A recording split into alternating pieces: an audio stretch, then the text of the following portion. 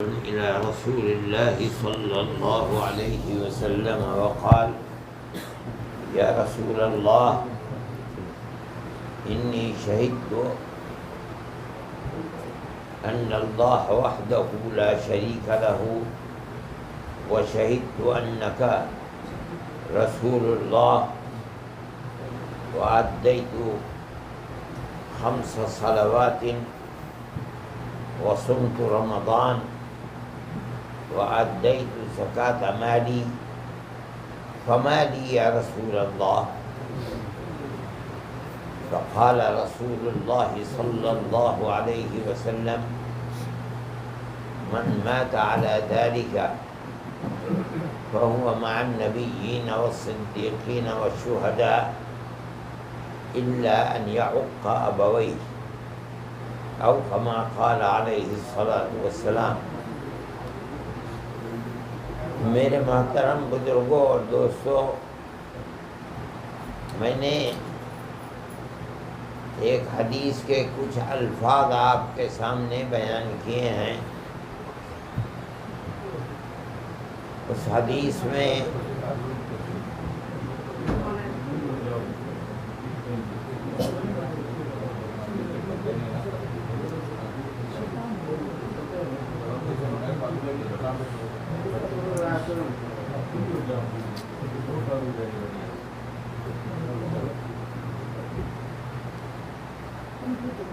ایک واقعہ بیان کیا جا رہا ہے کہ نبی کریم علیہ السلام کی خدمت میں کوئی شخص آیا اور آ کر کہنے لگا کہ یا رسول اللہ،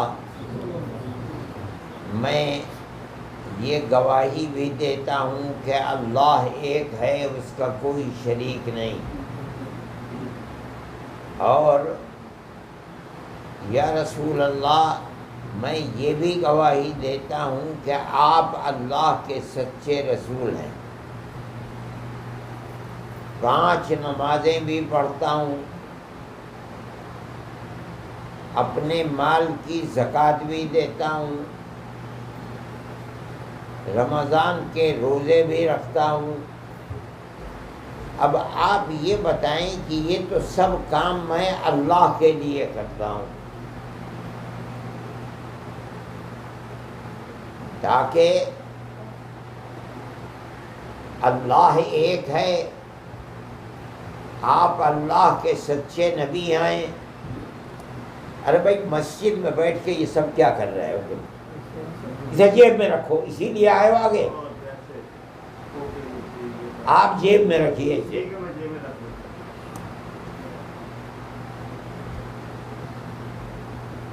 میں یہ سارے کام کرتا ہوں جو آپ نے حکم دی، یہ بتائیے مجھے کیا ملے گا؟ شہادت ان لا الہ الا اللہ وان محمد رسول اللہ، یہ تو ایمان ہے، عقیدہ کہ اللہ ایک ہے اور حضرت محمد صلی اللہ علیہ وسلم اللہ کے سچے رسول ہیں۔ اس کا نام ہے ایمان اور عقیدہ۔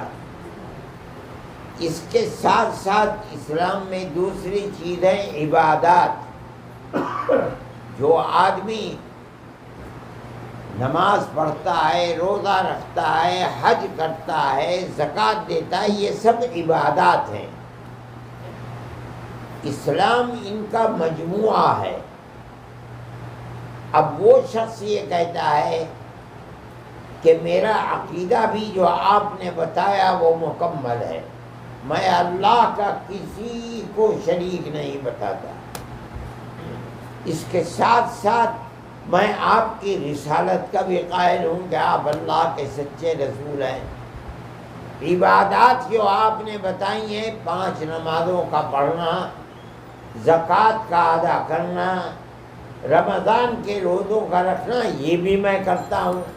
حج کا ذکر نہیں ہے روایت میں، اس لیے کہ حج بظاہر یہ ہے کہ سب سے آخر میں حج فرض ہوا ہے، جب اللہ نے اپنے نبی کے 2 سال جانے کے باقی رہ گئے تو سن 8 میں فتح مکہ ہوا، اب حج فرض ہوا ہے، یہ اس سے پہلے کا واقعہ ہوگا۔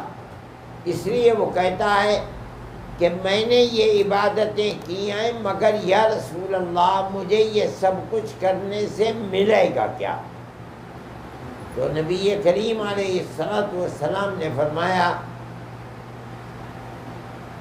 کہ جو آدمی یہ کرتا کرتا دنیا سے چلا گیا، موت ہوئی یہ عبادتیں کرتے کرتے اور اس ایمان کو اپنے دل میں پہاڑ کی طرح مضبوط رکھتے رکھتے، تو وہ کل قیامت کے دن انبیاء، شہداء اور نیک لوگوں کے قریب رہے گا، مگر ایک شرط ہے،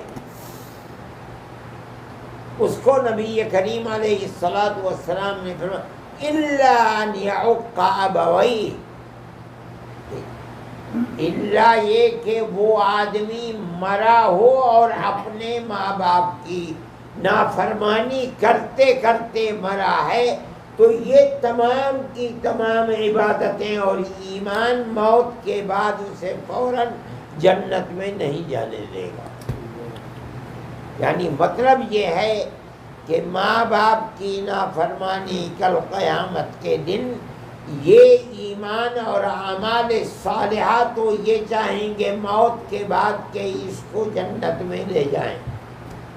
ماں باپ کی نافرمانی اتنی بڑی چیز ہے، یہ ایک دیوار بن کے کھڑی ہو جائے گی نہیں۔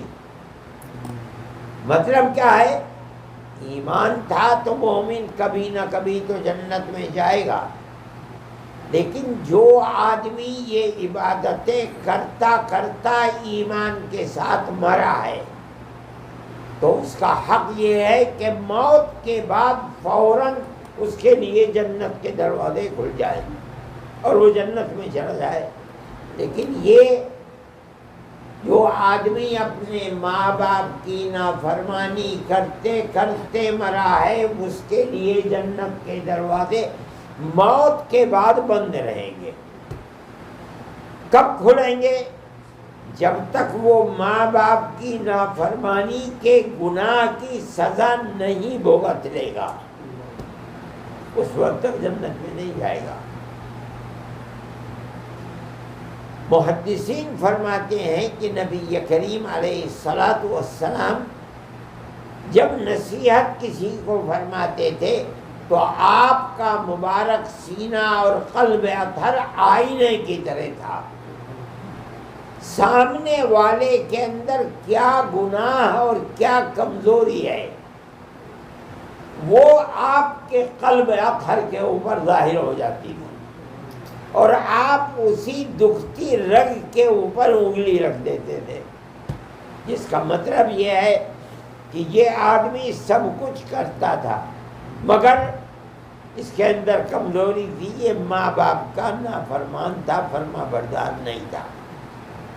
نبی کریم علیہ السلام کے مبارک سینے پر فوراً جیسے اس نے پوچھا، اس کی کمزوری سامنے آ گئی، اسی کمزوری پر آپ نے انگلی رکھ دی۔ یہ بہت ہوا ہے۔ نبی کریم علیہ السلام کے پاس لوگ آیا کرتے تھے، آ کے کہا کرتے تھے کہ یا رسول اللہ نصیحت فرما دیجئے، فوراً آپ اس کی دکھتی رگ پر انگلی رکھ دیتے تھے۔ ایک شخص نے پوچھا کہ یا رسول اللہ نصیحت فرمائیے، آپ نے فوراً فرمایا لا تسبن احدا، ہرگز کبھی کسی کو گالی نہ دینا، جس کا مطلب یہ ہے کہ وہ گالی دیا کرتا تھا۔ فرماتے ہیں وہ شخص کہتا ہے ما سببت بعدہ لا حرا ولا عبدا ولا شاتا ولا بعیرا، وہ دن اور آج کا دن میں نے کبھی کسی غلام کو گالی نہیں دی، آزاد کو گالی نہیں دی، بکری کو گالی نہیں دی، اونٹ کو گالی نہیں دی۔ ایک عادت تھی، اس عادت کے اوپر آپ نے فوراً انگلی رکھ دی، اور وہ صحابہ کی شخصیت ایسی تھی کہ جو آپ نے فرما دیا اس کو پکڑ لیا۔ یہاں بھی ایسی صورت ہے، ماں باپ کی نافرمانی اتنا بڑا گناہ ہے کہ ایک طرف ایمان، روزہ، نماز، زکوٰۃ ہر چیز موجود ہے، لیکن دوسری طرف گناہ ہے۔ یہ گناہ کون سا گناہ ہے؟ ماں باپ کی نافرمانی۔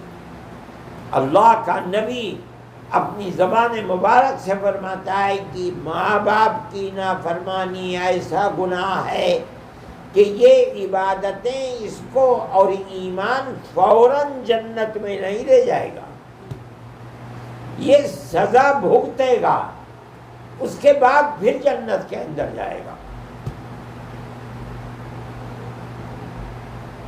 نبی کریم علیہ الصلاۃ والسلام پر قرآن اترا،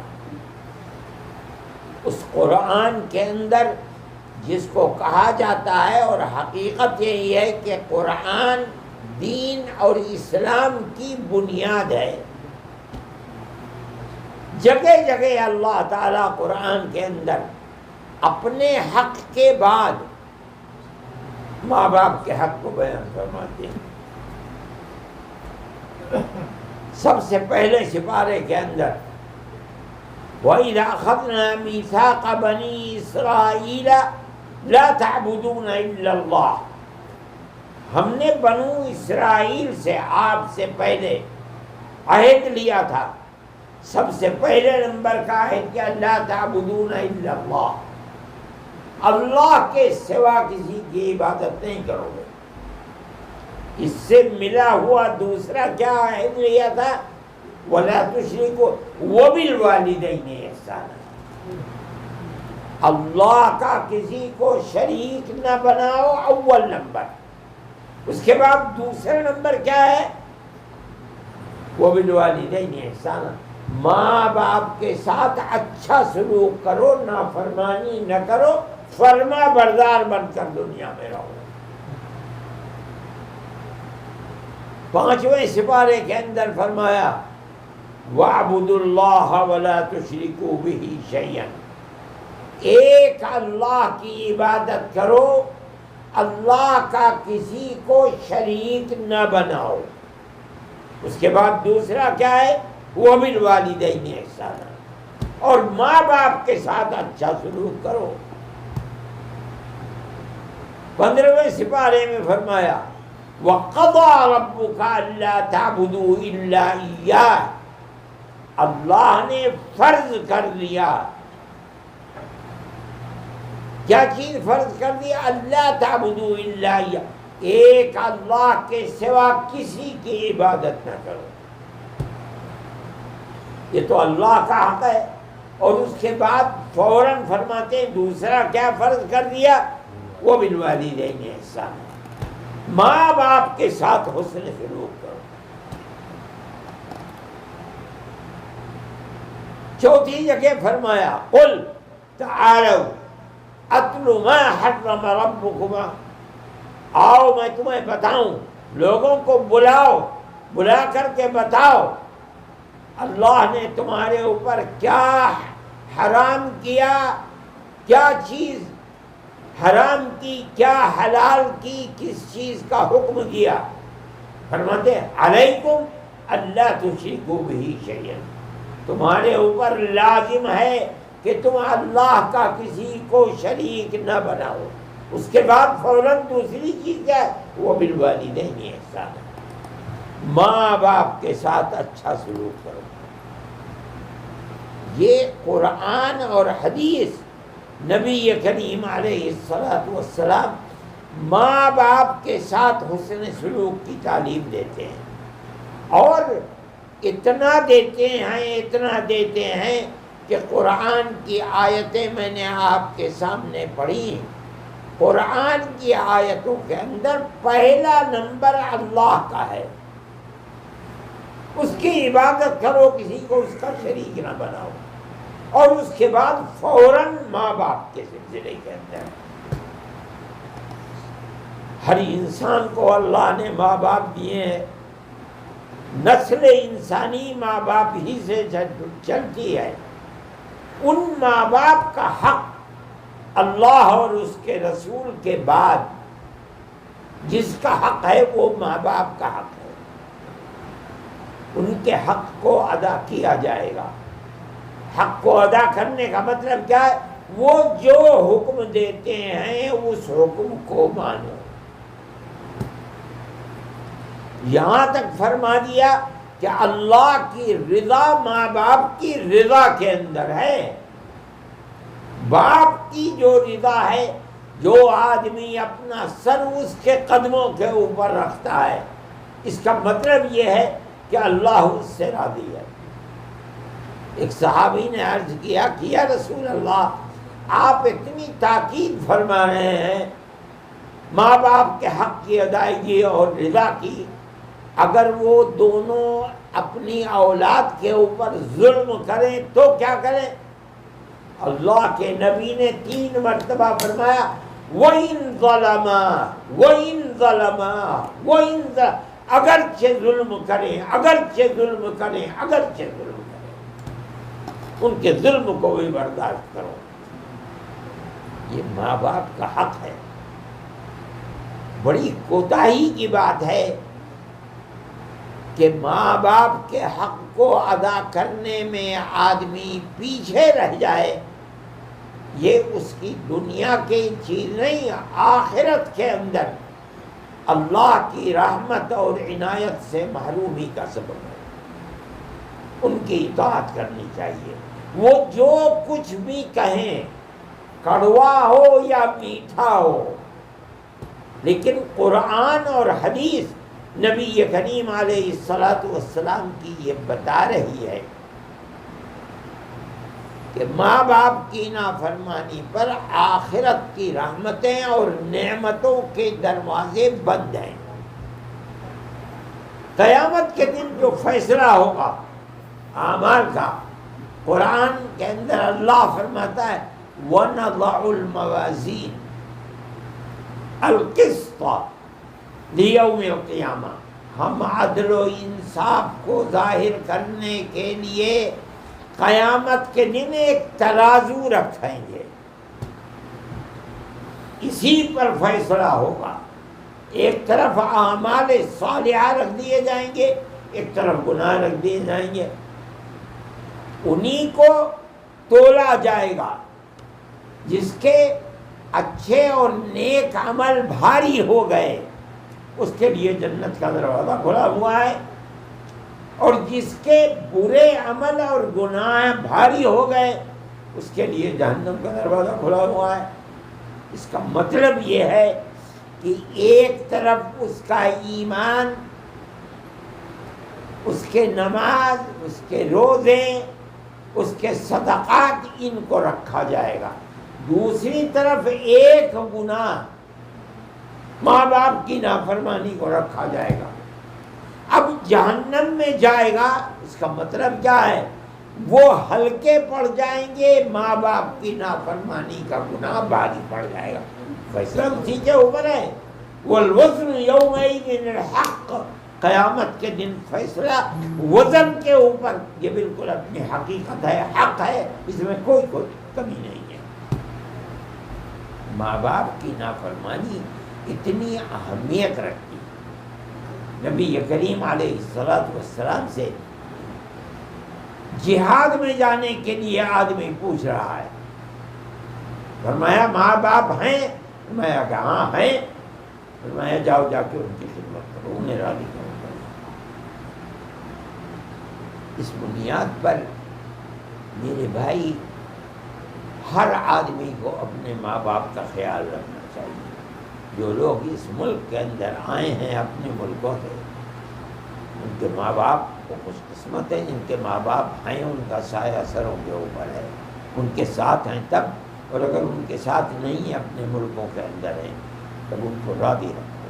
وہ جو کہیں ان کے حکموں کو مانو، ان کی مخالفت نہ کرو. نبی کریم علیہ الصلاۃ والسلام دنیا کے اندر اس کا حکم دیتے ہیں. اور اگر ماں باپ چلے گئے تو ان کو راضی رکھنے کی صورت یہ ہے کہ ان کے لیے اس دنیا کے اندر جیتے جی جاگنے جب تک زندہ ہے تب تک ان کے ثواب کو ان تک پہنچانے کے لیے آدمی برابر کام کرے، صدقہ جاریہ قائم کرے۔ صدقہ جاریہ کا مطلب یہ ہے کہ مسجد بنوا دے، مدرسہ بنوا دے، کوئی ایسا کام کر دے کہ جس سے ان کو ثواب ملتا رہے۔ اس ثواب کی وجہ سے اس کی توقع ہے کہ کل قیامت کے دن جب ان کو ثواب ملے گا تو اس ثواب کی وجہ سے وہ خوش ہو جائیں گے۔ نبی کریم علیہ السلام نے فرمایا ہے کہ آدمی کو ثواب ملے گا پہاڑ کی طرح سے۔ وہ حیرت کریں گے قیامت کے دن، اللہ سے کہیں گے کہ اے اللہ، ہم نے تو دنیا میں ایسے کام کیے نہیں، ہمیں ثواب کہاں سے مل رہا ہے؟ اللہ تعالیٰ فرمائیں گے کہ یہ تیرے ان بچوں کی دعائیں اور ان کا صدقہ جاریہ ہے جو تیری موت کے بعد تیرے بچوں نے تیرے لیے کیا ہے، آج تجھے مل رہا ہے۔ اس دن خوشی کی وجہ سے وہ لوگ معاف کر دیں گے، اور وہ جو راستہ بند ہوا تھا جنت کا، وہ راستہ بھی اس کے لیے کھل جائے گا۔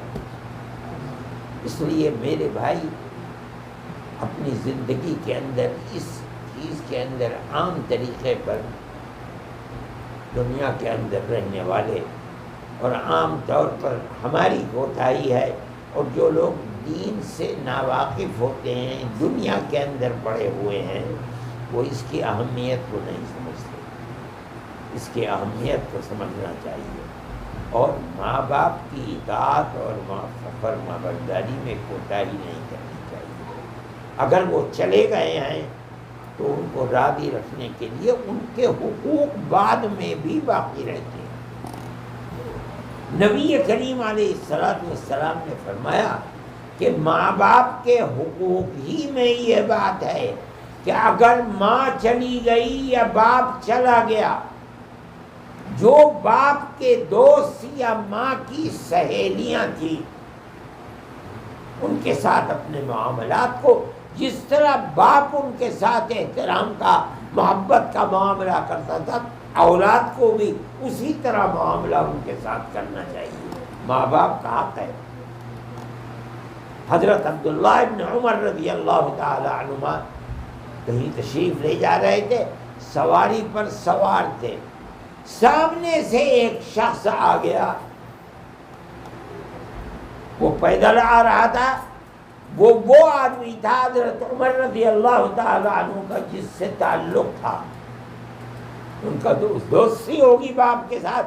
فوراً اتر گئے سواری سے نیچے، اور انتہائی درجے کا اس کے ساتھ احترام کا معاملہ یہ کہ اپنے سر سے پگڑی اتار کر کے اس کے سر کے اوپر رکھ دی۔ فرمایا کہ نبی کریم علیہ السلام کا ارشاد یہ ہے کہ ماں باپ کی موت کے بعد ان کے متعلقین سے وہی معاملہ رکھنا جو باپ کا یا ماں کا معاملہ تھا۔ اتنا احترام اسلام کے اندر۔ اسلام صرف روزے نماز ہی کا نام نہیں ہے، صحیح ہے، ایمان کے بعد سب سے بڑی چیز 5 نمازیں۔ صحابہ نے نبی کریم علیہ السلام سے پوچھا، ای شیء احب الی اللہ تبارک و تعالی بعد الایمان باللہ، اللہ پر ایمان کے بعد اللہ کو سب سے زیادہ محبوب چیز کون سی ہے؟ اللہ کے نبی نے فرمایا، نمازیں اپنے اپنے اوقات کے اندر پڑھ لینا، یہ ایمان کے بعد سب سے بڑی چیز ہے۔ صحیح ہے، روزوں کو رکھنا یہ بالکل صحیح ہے، لیکن یہ سمجھنا کہ اسلام بس روزے، نماز اور حج ہی کا نام ہے، غلط ہے۔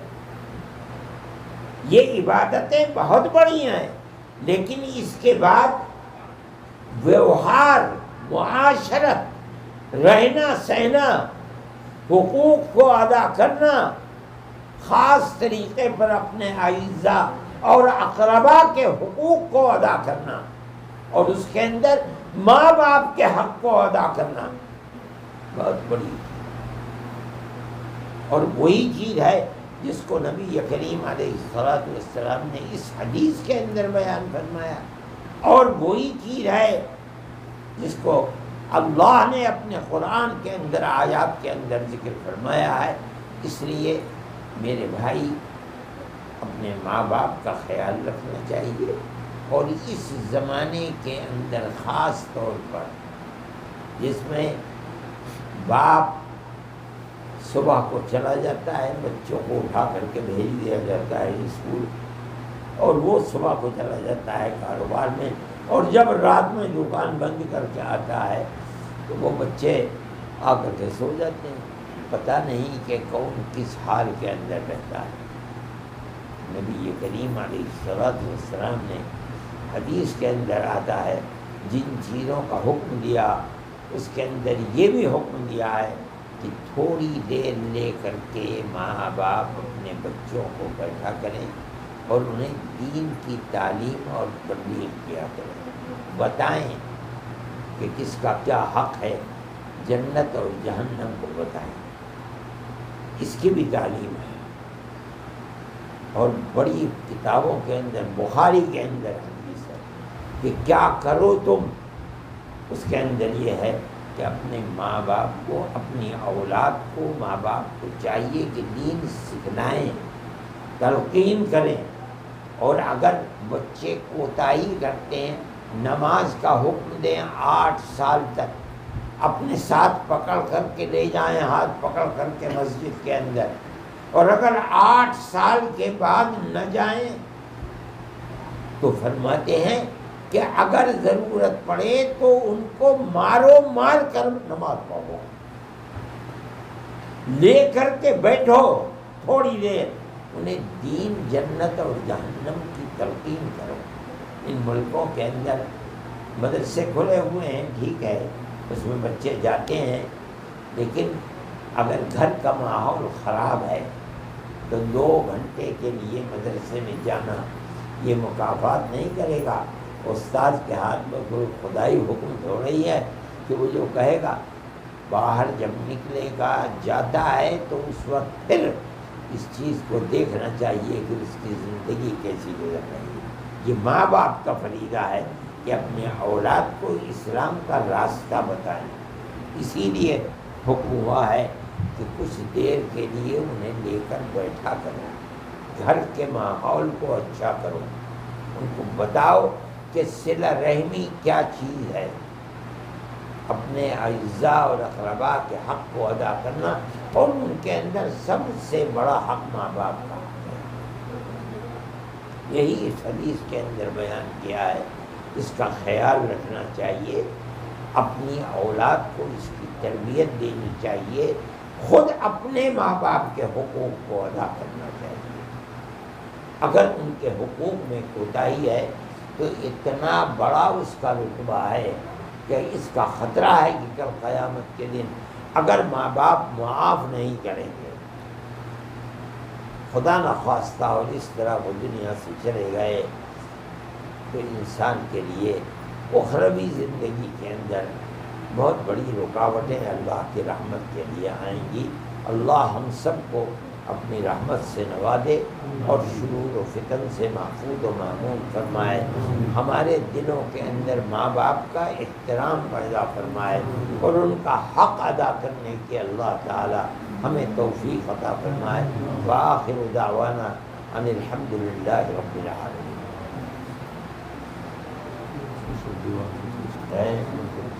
دعا تو ہو گئی، سب نے آمین بھی کہہ دیا، بھائی دعا اللهم إنا نشهدك أنك الله لا إله إلا أنت الأحد الصمد الذي لم يلد ولم يولد ولم يكن له كفوا أحد۔ اللهم صل على سيدنا عبدك ورسولك محمد النبي الأمي وعلى آله وأصحابه وأهل بيته وبارك وسلم كما تحب وترضى عدد ما تحب وترضى اللهم إنا جميعا نسألك موجبات رحمتك وعزائم مغفرتك والسلامة من كل إثم. اللهم لا تدع لنا ذنبا إلا غفرته ولا هما إلا فرجته ولا دينا إلا قضيته ولا مريضا إلا عافيته ولا حاجة من حوائج الدنيا والآخرة لك فيها رضا إلا قضيتها يا إله العالمين. اللهم أكرمنا ولا تهنا، اللهم زدنا ولا تنقصنا، اللهم أرضنا وارض عنا، اللهم انصرنا ولا تنصر علينا، اللهم آثرنا ولا تؤثر علينا يا إله العالمین۔ اے اللہ ہماری دنیا کو بھی آباد فرما، ہماری آخرت کو بھی آباد فرما۔ اے اللہ ہمیں ماں باپ کے حقوق کو ادائیگی کی توفیق عطا فرما۔ اے اللہ کل قیامت کے دن میزان عمل میں ہمارے اعمال صالحہ کے وزن کو بھاری فرما دے، ہمارے گناہوں کو معاف اور مغفور فرما دے۔ اے پروردگار ہمارے لیے موت کو آسان فرما دے، اور موت کے بعد قیامت کے دن اپنے حبیب اور ہمارے آقا حضرت محمد صلی اللہ علیہ وسلم کی شفاعت میسر فرما، آپ کے راستے پر چلنے کی توفیق عطا فرما۔ اے اللہ آپ کی مبارک صورت جیسی ہمیں اپنی صورت بنانے کی توفیق عطا فرما، آپ کی مبارک سیرت جیسی ہمیں اپنی سیرت بنانے کی توفیق عطا فرما، اور آخرت کی منزلوں کو ہمارے لیے آسان فرما، اور شرور و فتن سے محفوظ فرما، اپنی جنت میں جگہ عطا فرما۔ وصلی اللہ تعالی علی خیر خلقہ سیدنا محمد وعلی آلہ واصحابہ۔